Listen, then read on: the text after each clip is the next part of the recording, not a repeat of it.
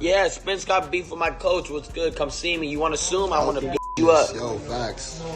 Facts. Errol Spence has finally responded to Derrick James and Ryan Garcia suing him. After securing victory against Devin Haney, Garcia is eyeing a potential showdown with Spence as his next challenge. Should this matchup come to fruition, it would serve as a significant challenge for Ryan Garcia, providing a litmus test for his prowess in the welterweight division at 147 pounds. Ryan recently tweeted, "Wait, Ryan Garcia versus Errol would be crazy. Nah, you all want that? Let me hear you." This potential bout will be a far more perilous challenge compared to Garcia's recent encounter with the less formidable Haney. Spence's formidable power, coupled with his relentless aggression, is poised to make it an intense showdown for Ryan. However, Errol Spence recently made it clear that he's eyeing a bout against the victor of Tszyu versus Fundora. Surprisingly, spectator Spence modified his goal after Fundora defeated Tszyu in a split decision. But just as Spence was poised to seize the super welterweight titles, the WBO threw a curveball by declaring Terence Crawford as Sebastian Fundora's mandatory challenger. However, Samson Lukowicz, Sebastian Fundora's manager, recently revealed that Team Fundora made the decision to put a rematch with Tszyu ahead of Crawford or Spence. Taking to X, Talk Sport correspondent Michael Benson wrote, "Sebastian Fundora's promoter Samson Lukowicz has declared that their first priority is to rematch Tim Tszyu next, ahead of a fight versus Terence Crawford or Errol Spence. But Tim Tszyu has expressed a strong desire to square off against Errol Spence." In a recent interview with Aki TV, Leonard Ellerby, CEO of Mayweather Promotions, expressed optimism about the potential for a matchup between Spence and Tszyu. He said, "I just saw that tweet yesterday from Errol. The difference between Errol and everybody else is Errol gets what he wants.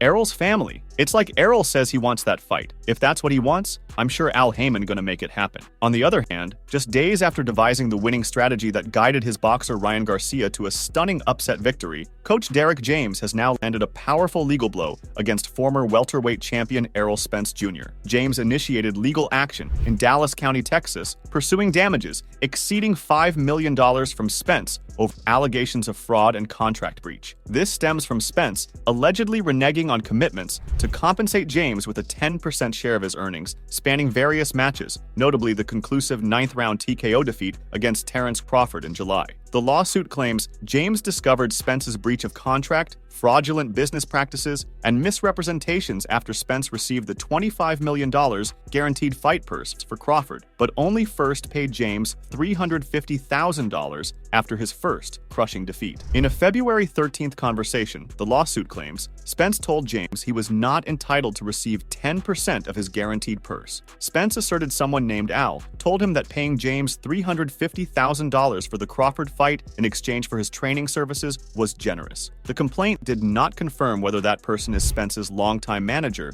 and premier boxing champions head Al Heyman. James's attorney wrote in the lawsuit that no one named Al was present when James and Spence originally entered into their agreement. Any alleged reliance by Spence on advice from someone named Al regarding James's compensation is misplaced. The lawsuit claims that Spence wound up telling James in a February 15th phone call that he did rob James by shorting him, and added in a text message the next day that he wanted to own up to his own and pay James the remaining $2.15 million that kept with their verbal agreement. The fighter, according to the lawsuit, said the money would arrive the following week because he lacked liquid funds, but the remaining cut never arrived. James's attorney, Adrian D. Green, wrote in the lawsuit that, unfortunately, the truth once again proved that he could not be trusted because he reneged on this written agreement to pay. James and Spence had collaborated prior to the London 2012 Summer Olympics. The crux of their dispute lies in defining the exact terms of a secured fight payout. Spence's assurance stems from the contractual agreement for the bout, yet his earnings soar even higher thanks to a share in the profits from pay-per-view sales. Spence remains remiss in furnishing accounting records for his pay-per-view matches, which notably encompass triumphs against formidable opponents such as Mikey Garcia, Sean Porter, Danny Garcia, Yordenis Ugas, and Crawford. Yet Spence's text message to James asking, "What's the number? $2.15 million? Since I already paid you $350,000?" indicates acknowledgement of the 10% arrangement they kept throughout the years, according to James' attorney claims. Attorney Green wrote in the lawsuit, "Mr. James relied on Mr. Spence's promise to pay the full amount for the labor and services rendered. Mr. Spence has failed to pay the full amount to Mr. James. The conduct of Mr. Spence is intentional, willful, malicious. Moreover, James argues that the 10% should be calculated from his client's overall revenue, including fight purse and PPV points. Now he's demanding no less than $5 million. Meanwhile, Ryan Garcia also commented on the legal dispute between James and Spence during a recent Instagram live session. Reports suggest that Spence is bound to team up with a new trainer, while James successfully led Ryan to an unexpected triumph over Devin Haney. Presently, he's preparing Frank Martin for an upcoming bout against Gervonta Davis, slated for June 15th. In the build-up to his latest fight with Haney, Ryan Garcia didn't hold back in his condemnation of Errol Spence's decision to split with trainer Derrick James during what he termed an X-Space session just a few weeks ago. Ryan said, "F*** Errol. Yeah, f*** Errol. You ain't with Derrick James, you mother. You folded. You didn't want to pay him some money. That's f***ed up. It's all business, but still, at the end of the day, that's some f***ed up. Hell, I paid him more in a fight I made less. Come on, he's been with you your whole career. What the f*** is wrong with you?" However, Derrick James finds himself juggling multiple challenges at present. During a recent Cigar Talk session on YouTube, with Najee as the host, James delved into the depth of the tension brewing between himself and Spence. When asked about Spence, James mentioned that he was focused on his other fighters. He noted that they had spoken 3 weeks ago and emphasized the importance of not dwelling on the past while also looking ahead. I'm focused on my other guys, so I'm really not. I talked to him maybe 3 weeks ago or whatever, but it's like, and we talked like for Frank and Tank or whatever, but it's like, you just got to focus on everybody. You can't look back. That's the issue. Everybody keep looking back, right? And you can't move forward and looking back. You're gonna bump into everything that's in front of you.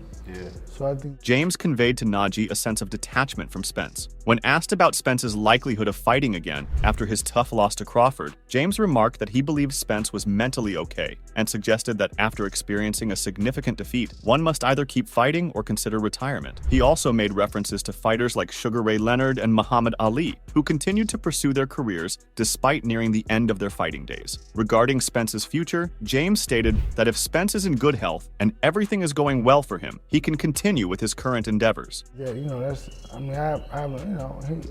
mentally, I guess he's okay. Yeah. Do you feel like, because I feel like only the fighters and the trainers know when somebody still got it, like, I don't mean got it necessarily physically, but mentally that he still want to keep going in the sport because he's accomplished a lot. I think that everybody still wanted. Ray Leonard still wanted. Ali still wanted it. You know what I mean? So yeah. I believe that when you do your deal, and it's like, hey man, when the song starts singing, you gotta, hey, you dancing or you go ahead and start putting those chairs up, you know what I mean? While acknowledging that he was not directly involved in discussions concerning Spence's upcoming bout, James advised his long-standing pupil to consider returning to Crawford for a rematch. He suggested that if Spence were to fight, the rematch would be the most suitable option and encouraged him to complete that deal. Fight the fight. Only because, if you're gonna fight, that's what I would think. Yeah, okay. Because it's like, nobody else, you can move in another direction, but,